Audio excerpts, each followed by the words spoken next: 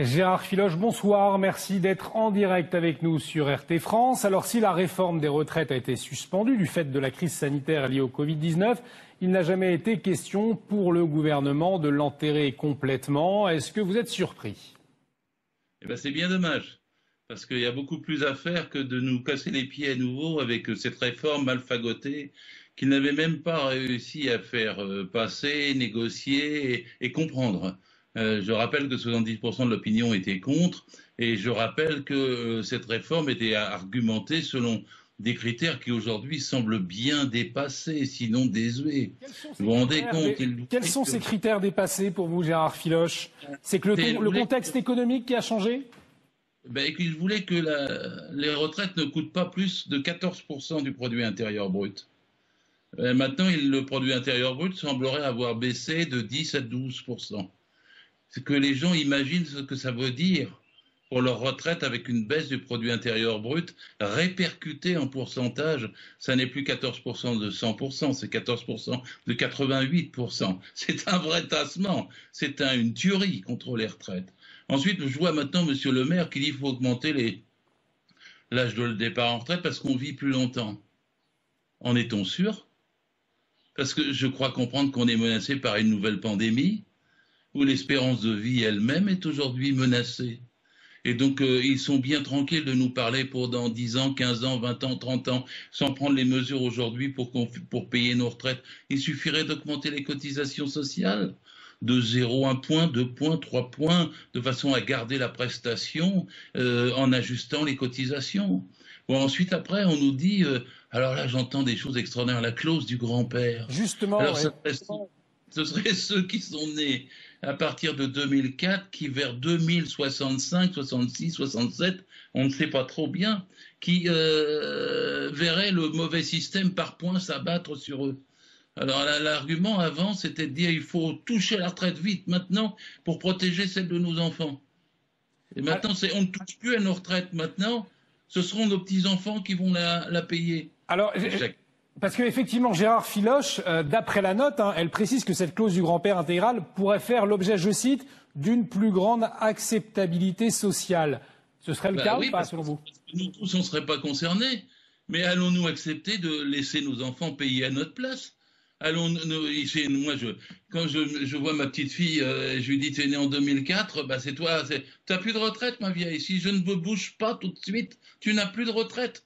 Alors, pour l'instant, elle a 15 ans, elle est pas tout à fait motivée, mais elle peut comprendre que si j'accepte la cause du grand-père de ce foutu gouvernement Macron-Castex, eh bien, pour elle, c'est foutu.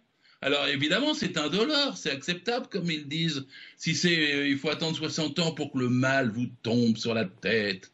Par contre, il protège les policiers de ce mal, parce qu'il n'est pas question chez M. Castex, qui a dit que sa première priorité en tant que chef du gouvernement, c'était la police. Il n'est pas question de toucher à la retraite des policiers. On voit bien de quoi il s'agit. C'est de toucher à la retraite des éboueurs, des soignants, des caissières, de tous ceux qui ont fait vivre la France dans les 6 derniers mois, et de ne pas toucher la retraite aux policiers, et de reporter ça sur nos petits-enfants dans 60 ans ou 50 ans.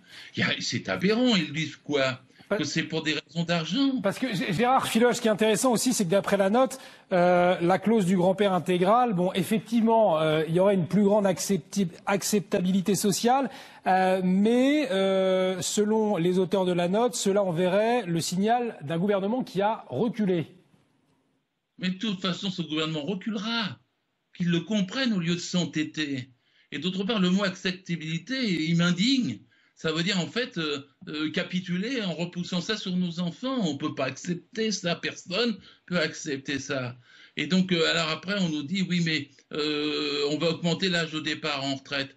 Mais en ce moment, c'est plutôt l'emploi qu'il faut augmenter. Et place aux jeunes. Place aux jeunes. Parce que si c'est 63, 64, c'est les jeunes qui auront moins de boulot. Surtout en ce moment, le boulot se restreint. Ce qu'il faut, c'est pas allonger le travail sur la durée de la vie, ni sur la semaine. Il faut le réduire. Il faut faire 32 heures et 60 ans. Parce que comme ça, il y aura un partage du travail. Et il y aura du boulot pour les jeunes. L'idée même de repousser l'âge de la retraite, alors qu'on nous annonce pratiquement 1 million de chômeurs dans les mois qui viennent, peut-être 2 millions de plus, et qu'on est déjà à 6 600 000 chômeurs, nous annoncer ça et nous dire vous allez travailler plus sur la semaine, vous allez travailler plus sur la vie, et c'est aggraver le chômage. C'est le choix contraire à celui qu'il faut faire. Il faut réduire la durée du travail sur la semaine et sur la vie. Alors, Gérard Filoche, la méthode du Premier ministre est une méthode de dialogue et d'écoute. Ce sont les mots de Bruno Le Maire chez nos confrères de RTL.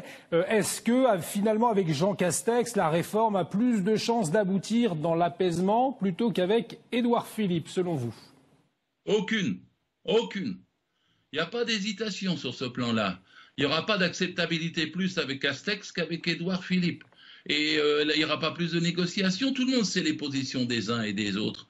Pourquoi inventer ce système par points que personne ne comprend mais qui est négatif? Pourquoi remettre en cause notre retraite alors qu'il y a de l'argent? Il disait avant Macron, il n'y a pas d'argent caché. Oh, il vient de trouver 430 milliards à donner aux entreprises. Et quand c'est les entreprises, ce n'est pas les salariés, hein. C'est les actionnaires et les chefs d'entreprise.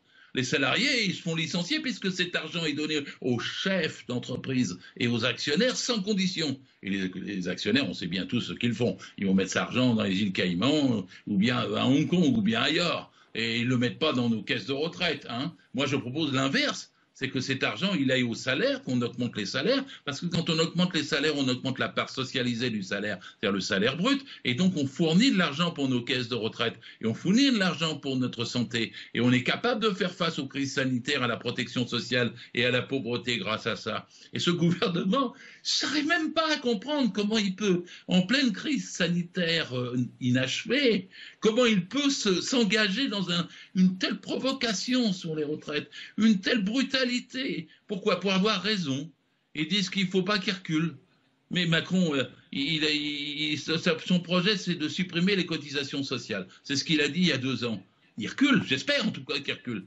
Parce que s'il supprime les cotisations sociales, on est tous morts. Il n'y aura pas d'argent pour nos hôpitaux, pour nos médecins, pour nos soins, en plus de ne pas avoir de retraite dans 60 ans pour ceux qui seront encore là pour en discuter.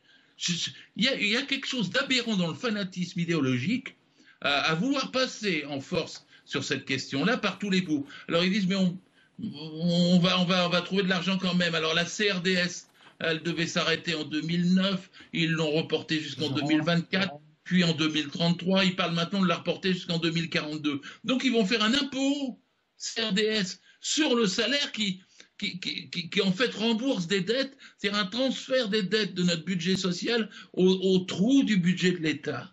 C'est aussi incroyable. Et je répète, Macron disait qu'il n'y a pas d'argent caché, mais enfin, ils ont trouvé des centaines de milliards. Alors on va dire la dette. Et la dette, elle ne sera jamais remboursée. Ceux qui nous font croire que la dette sera remboursée sont des illusionnistes. Et merci si on annule, Gérard Filoche.